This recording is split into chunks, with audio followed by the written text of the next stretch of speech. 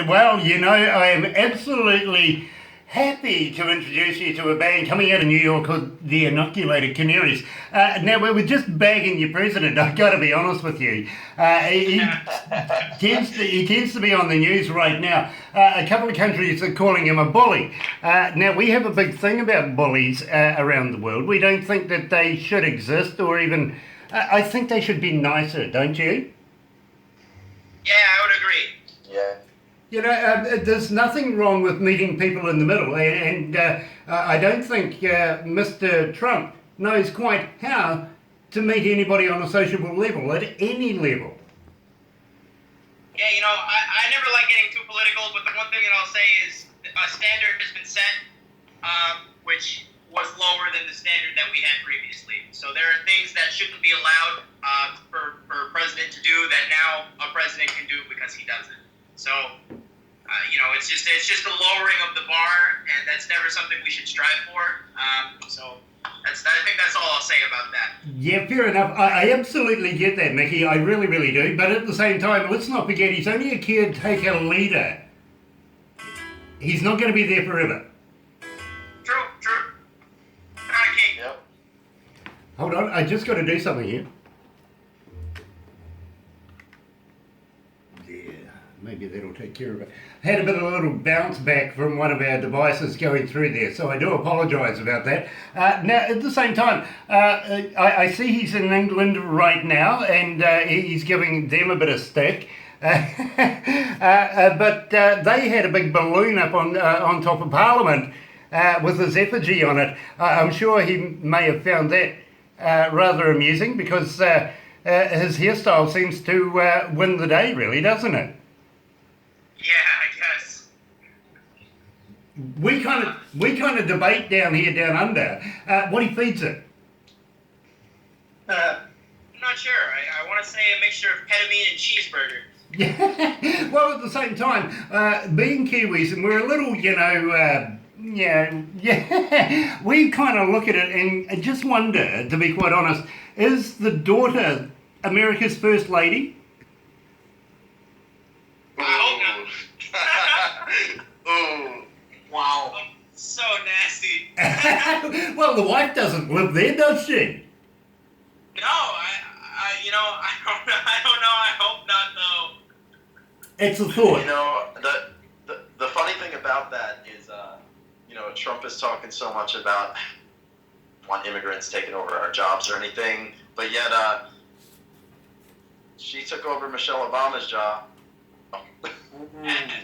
Wow. His wife is an immigrant. Like, immigrants, this whole country is about immigrants. Immigrating legally is good, and I think that should be a thing, but you can't kind of stereotype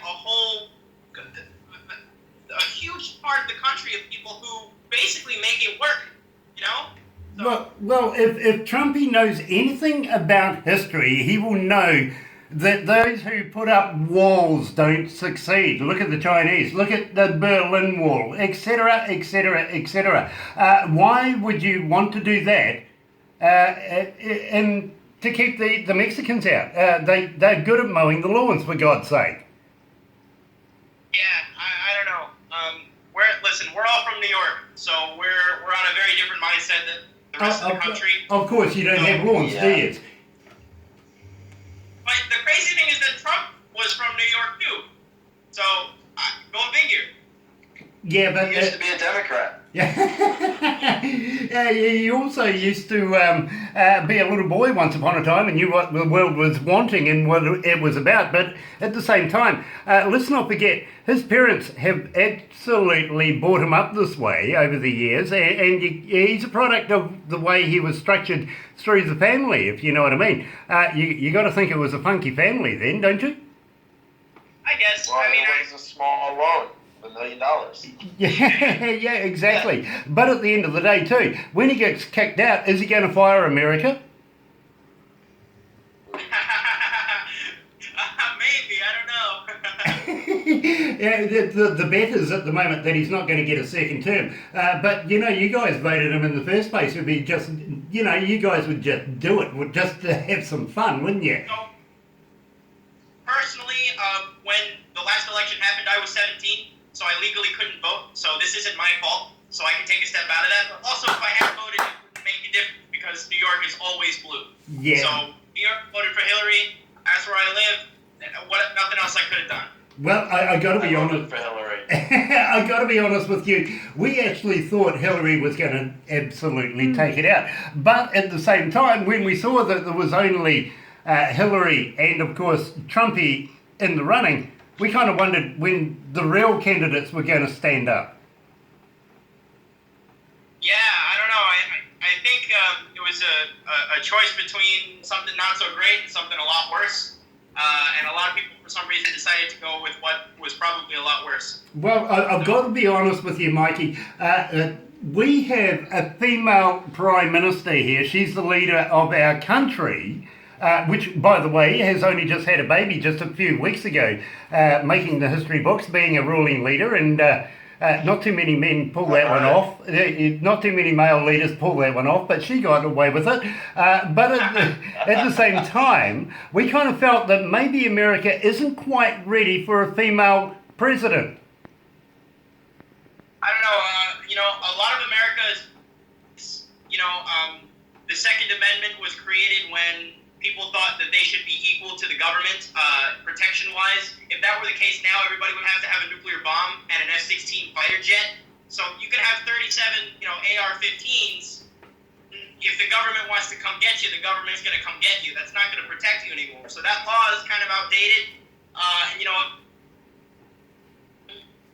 Big here and a bunch of kids die, and it's all of these things are kind of happening, and it's really and.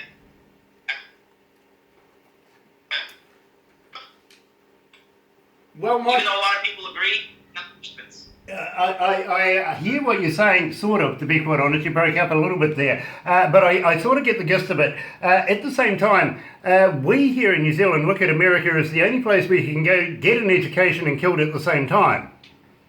Yeah. That's funky, to be quite honest. You see, we don't sort of look at things in that prospect here in New Zealand. We're very peace-loving people. We don't even carry guns. We don't have a constitution that says we have the right to bear arms unless it's just rolling our sleeves up, if you know what I mean. We can, and... If you went around punching the crap out of each other, that's fine, because no one dies. Listen, you get a black eye, you swollen, you live, though. Yeah, exactly. But if it happens, if you get shot, you're dead. Yeah, exactly. You only do that once, and I'd rather leave that to as late as possible, to be very honest with you. But don't get us wrong, we do have weapons in this country, usually for game purposes only, and even our police officers don't use weapons that much. In fact, we use tasers and spray more than anything because we don't see that the warrant of it is necessary in this country. At the same time, we don't send too many soldiers into skirmishes, if you know what I mean. We're more peacekeeping and would rather do that than send our children off to school in the mornings and pack the six shot and all that sort of stuff as well. We don't really know what that's about. And we can't understand why the Constitution of the right to bear arms hasn't been questioned over and over again until it's stopped. Surely there's got to be a point where life is more important than the purchase of a weapon. Can I tell you what it is? As most people will agree, gun reform has to happen, that some sort of some sort of change has to happen. But because people continue to buy guns, and guns are expensive, gun companies have a lot of money. Gun companies give that money to the NRA. You make it so that people keep fighting to have guns so that gun companies can keep making money. So it's a self-perpetuating system that is constantly being fed by money. The same people that say, listen, I understand that if I have an AR-15, I don't need it to be an automatic weapon so I can kill 40 people in 9 seconds. Those same people are sometimes still buying guns, which helps the system continually make it so that guns aren't reformed. I mean, listen, if you want to buy a gun, that's one thing. But you don't need an automatic rifle that can shoot 90 rounds a second or anything about guns. But things that are reasonable, unreasonable. Those are things that are unreasonable. And when the minutes to load your gun, You got to put a ball in there. You got to put gunpowder in there. You got to pack it down. You shoot one person. By the time you're halfway done, 9 other people will come get you. So you can't commit mass murder like that. So the law is outdated. Absolutely, I agree with you, Michael. You are absolutely wise beyond your years. I think that the ammunition is far too cheap. It should be about $100 a round. Let's see them go and get the get the bullet back after that. Is if bullets are $1,000 each. Nobody will get shot. Exactly that, absolutely. But in the meantime, cigarettes in some places and in some countries are illegal. They aren't going to kill you as quick as a bloody bullet. If you want to kill yourself, that's fine.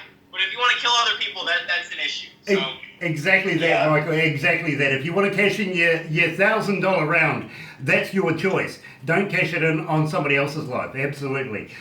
So where did Dylan go? Is he headed off? Is he? I don't know. Let me see if I can get him back. Yeah. I just thought maybe he's talking politics and he better go and have a beer.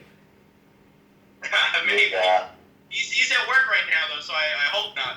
Okay. Okay. Fair enough.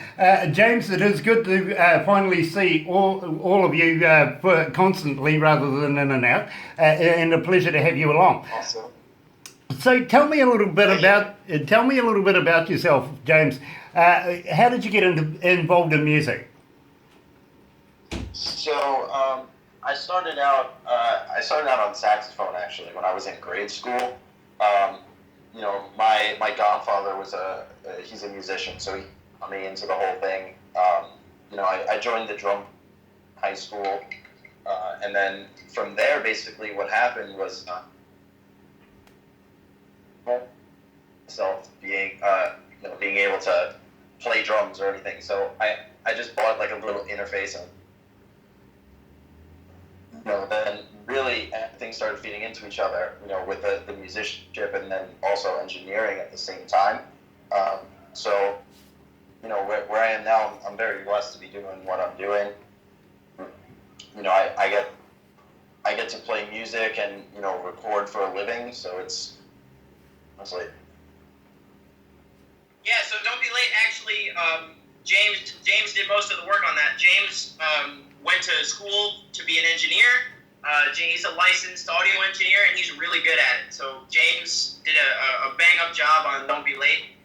He'll do some other stuff eventually to kind of move around where we record, who we record with, what we do, just so it sounds as different as possible, because what we don't want to do is constantly put out something that sounds the same.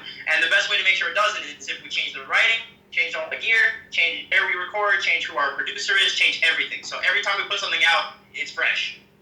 My biggest thing. I'm sorry. Go ahead. No, you go right ahead, James. I was going to say also my biggest thing is when we're doing our real productions I really like to just be the drummer, because if I have to take on the role of drummer and engineer and producer, it gets kind of crazy and it starts to take you out of your element. So if I'm doing drums, I'm just doing drums. If I'm engineering, I'm just engineering. I hear that. I really, really do. Yes, I'm an SAE as well, so I can relate to exactly what you're saying there, to be very honest with you, James. Now, at the same time, I think this is a good segue, actually, to move into Jericho. I want to know where you got it recorded, who was your producer, what are the lyrics about? Tell me from your artist perspective, Michael, about how you came to Jericho. So at the time, the band lineup was myself, James, and we had a guy named Jeremy Kaplan, who was our bassist key. He's no longer in the band just because he ended up going somewhere else for college and he couldn't do it logistically, but he's a fantastic musician, really great guy. So we recorded that with our producer at the time. His name was Dave Caggiano. We'll do stuff with him again eventually. He's got a studio and he did a fantastic job. But so getting to actual Jericho, right? So it means a couple things. It was Jeremy's idea originally, just the word Jericho. So, the biblical Jericho journey that you have to take to get to Jericho, and it's very and there's like thieves and stuff along the way. That's kind of one where it came from. The second idea that we had was Jericho is a motel, like a hotel somewhere you stay, but it is purgatory kind of after you die, and you don't realize you're there till kind of something happens and you're like, oh wait, I'm... Third Jericho came from is all of us on the way to our have to take Jericho Turnpike, which is it's a road called Jericho. So there's the biblical Jericho, there's the Jericho Motel, which we didn't know at the time, but is a real place. There is a real Jericho Motel not far from my house, and then Jericho, the road that we have to take. So all these kind of different things came together, and then we just wanted to do something very musical. So there's a lot of soloing, there's a lot of just space, and the chorus is very simple. It's just, oh, Jericho. That's all it is. It's just like really, it's supposed to be powerful, and it's like yelly. And it's kind of about purgatory and about death and coming to terms with stuff, but it's also about a road. Nice. So having said all of that, really there's only one thing left to do, and that is play the Inoculated Canaries in Jericho.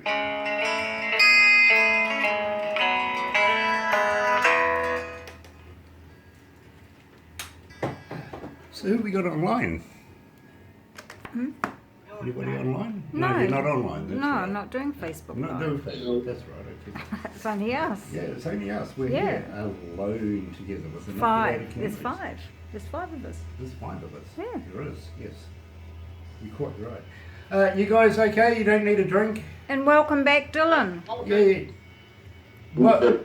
You dropped out there for a minute, Dylan. It's nice to see you back again. What, you go and get yourself a... The internet stopped doing the thing. Oh, okay. I thought you'd just gone out and got yourself a small woman or something. Dylan only takes the largest of women. Check out the checkout girl. Love it. So we've got Count Me Out is the next song, and this one I'm going to let you know. Since we've started playing it, we've just got over 5,500 requests for it. Holy crap! That's Crazy! that's why we've left it to last, because they like it that much. Now, having said that, I mean, at the same time, Prisoner that we have here is 2 audio track. I'm sure that's the engineer having a bit of fun. They were about 800. We had, of course, Shipwreck, which was climbing again up to about 1,300 requests.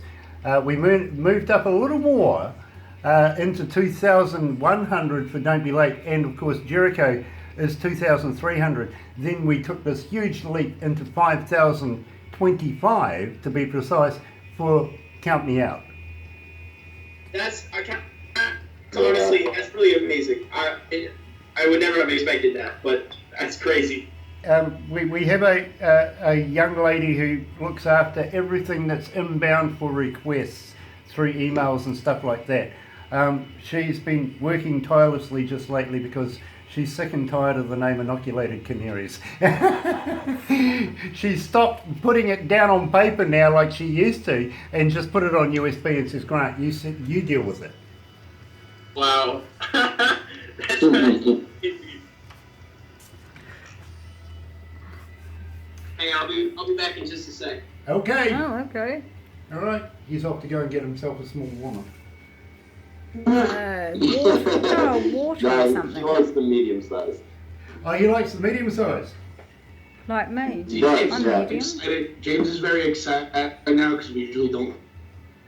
So like he's trying to get everything in now while he can. Nice. Dylan, I don't know what you're talking about. Normally keep Dylan locked away in the van. As you do. Yeah. Yeah. That's what you do with bases. Yeah, of course. Absolutely. So what we'll talk about next, and I really want to know, of course, everything about Count Me Out, but at the same time, guys, I'm going to get a little cheeky with you and see if we can get you to send us a little bit of your merchandise and some of your CDs and stuff like that, so that we can do a giveaway and keep the name Inoculated Canaries rolling here at Galaxy. Would you guys be interested? Definitely. Cool. You're back. Nice to have you back, my bro. Sorry about that. Just wanted to go get some water real quick. Oh, okay. I thought you were just pulling off a quickie. Yes, of course. There was a lady waiting for me in the next room, just yeah, over there. Yeah, apparently you like the medium-sized ones. Yeah. The boys were telling me. You know, I'm not pointing any fingers, but you know. But medium-sized what? Yeah, women. Hold on, let's go back to the desk. Okay.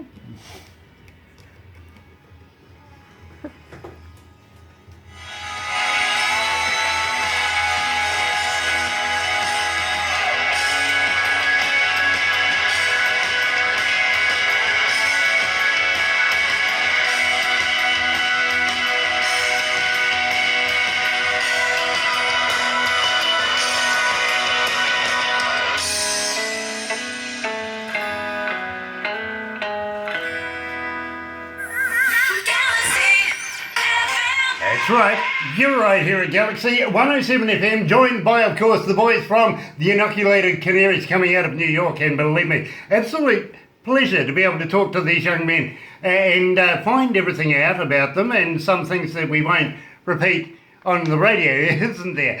But at the same time, guys, I've got to ask you, how would you like to be able to send us some of your swag, some of your merchandise, some of your CDs and stuff like that, so that we can actually do a competition and keep the Inoculated Canaries playing and rolling here at Galaxy? Would you do something like that for us?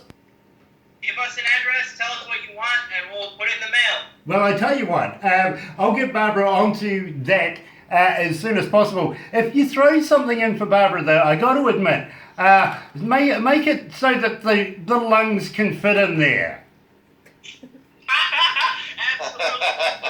Absolutely. You know, she gets a lot of products into her. I got to admit, you know, here's one for you, Barbara, and it looks like it would fit maybe a 16-year-old or a 12-year-old, and she's a bit bigger. Right, of course. I understand. Cool, very, very cool. But at the same time, I got to admit, being winter time, unfortunately, I'm wearing a sweat top over top. But we, you know, I promote bands silently while I do these interviews, as you can see. And you never know, it might have Inoculated Canaries riding on this particular landscape at some stage in the future, where, you know, other people are going to see this. Something to keep in mind. Of course. That's what we're hoping for. We'll send you a care pack, have a bunch of shirts in it, some other stuff, maybe some stickers, whatever you want. Nice. And James, if you can send me some of those mechanical less chicken stuff as well. Throw some of that in as well, because And I tell you what, Dylan, seeing you're so popular with all the girls, I'll get you to send me some moonshine. What do you reckon? That I can do. Dylan's usually a Jameson kind of guy. You know, good Jameson Black Barrel with some ice. That's Dylan. You know, Dylan, when we get you guys down here, down under in New Zealand, I will introduce you to some absolutely superb alcohol here in New Zealand. I really, really will. But at the same time, always nice to be able to have a drink with the flavours that you like as well. So if you feel like bringing some in, please do so. I would be more than happy to accommodate with you. Appreciate that. Nice. So, having said that, and believe me, I know we're going to go over time just a little bit, but this is really worth it. It really, really is. Count me out, guys. I want to know all about it. I have people just emailing me every day for the song. It is ridiculous. Come on, tell me all about it. Let me know what makes this song such a success. First off, we want to say thank you so much to everybody that likes the song. We really had no idea it would take off like this. We're at almost 100,000 views on YouTube, and people really dig it. So thank you guys so much, because you're the whole reason that we do this. Count Me Out was kind of inspired by Donald Trump. So it's an anti, establishment song. It's about fighting the system. It's about, there's the line, stuff, so you can imagine what that's about. The hero is not, it's not Donald Trump. The hero is the band. It's us. It's like, listen to what we're saying about this. And it's just an angry rock song. The only thing is, people think that we stole the lick from LaGrange by ZZ Top, and I promise that was not intentional. It's really similar. We're playing it in E. But it does sound a little bit like that, I'll admit, but it's a different song. We've got other stuff going on too. But no, for us, that was just a rock song that we wanted to do, and something that we really feel passionate about, and something that we absolutely love playing live. We had a great time making the video. And again, just thank you to everyone out there who listens to the song and who really digs the stuff, because this is beyond anything that we could think of. I think that playing to 15 people in front of in like a coffee shop, this is kind of the big deal. And to have 5,000 people or however many it was email you guys is unreal. I mean, it's like, thank you guys so much, and I'm glad you like it. Stay tuned for more.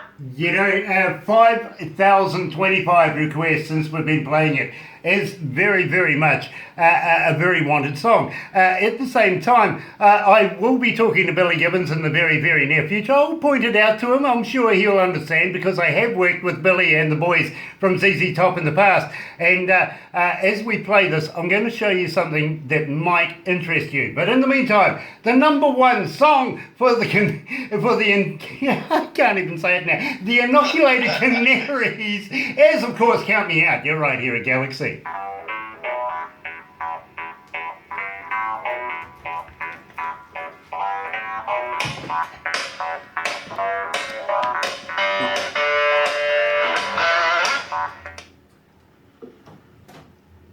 I used to work for a company in New Zealand that brought bands into the country, and I was their leading engineer for doing concerts and stuff. And I had the pleasure of working for, of course, ZZ Top and Billy Gibbons and the boys, right? Yeah, there's your ticket. Barbara went along to the concert. We were talking about this about a number of months ago, and she didn't realise that I was actually the person responsible for the sound there. So she donated me her ticket. Oh, wow. Wow. So she's... Listen, I love ZZ Top, so if anything, it wasn't intentional, but it's a nod to them just because they're a great band, and they've been hugely influential, and I've been listening to them for years, and I teach guitar, I teach Keith those riffs all the time, so I love ZZ Top. Billy Gibbons is one of my favorite guitarists. So. Yeah, absolutely, same here. And he does a lot for New Zealand. He's right into classic and vintage cars and stuff, and comes over all the time to have a look at some of ours. Hey, if you could show him that song, I'd really appreciate it. Absolutely, and believe me, we are doing things with bands all the time, and I will certainly, the next time I talk to Billy, pass it on to him to have a little look at. That would be amazing. Thank you so much. Cool, absolutely stunning. So I'm going to end the interview with the song. I will come back to the desk and thank you guys for everything. I personally, right now, off air, I'm humbly grateful for you guys. Thank you so much for taking the time out to join us today. Thank you so much. This is a huge opportunity for us. You're really helping us out. And again, this is huge. Thank you so much. We really appreciate this. Well, we hear, and I'll give you an insight, we get about 30 to 50 bands a day that want to do this, if you know what I mean, get us promoted, let us put you on the air and everything like that. We cut it down literally through the process to maybe about 3 bands a week, and we only choose the best of the best. Mickey, when you first got in touch with us, like everybody else, they're very, very rah-rah about their music and everything, but there is a process. You guys, as I said to you then, I hope you make it. You made it. You know, you're that good. And I had a big part of it because I get the last say, and I couldn't wait to get this interview underway. Well, thank you. We're going to send you guys some stuff for sure. Thank you so much. Let's go back to the desk. Very quickly too, by the way.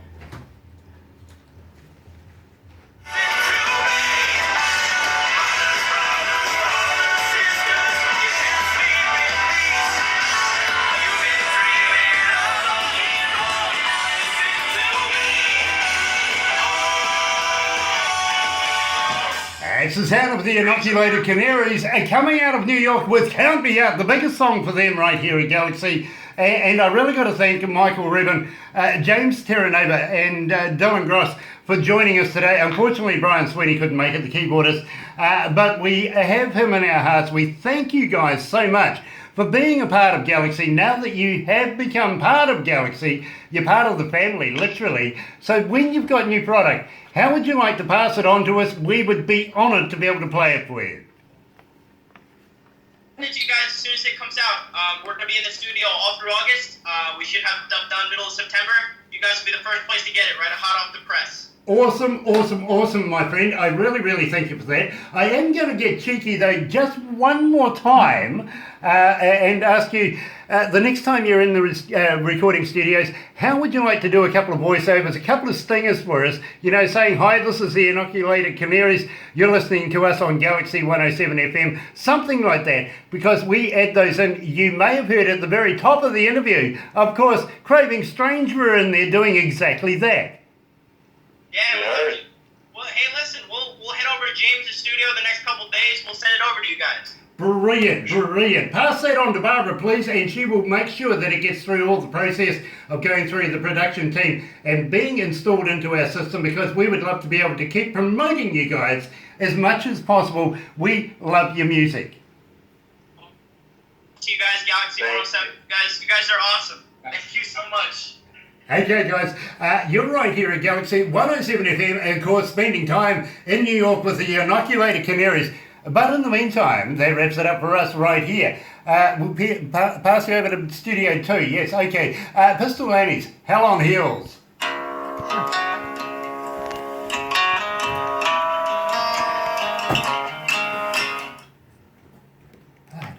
Doesn't want to turn off.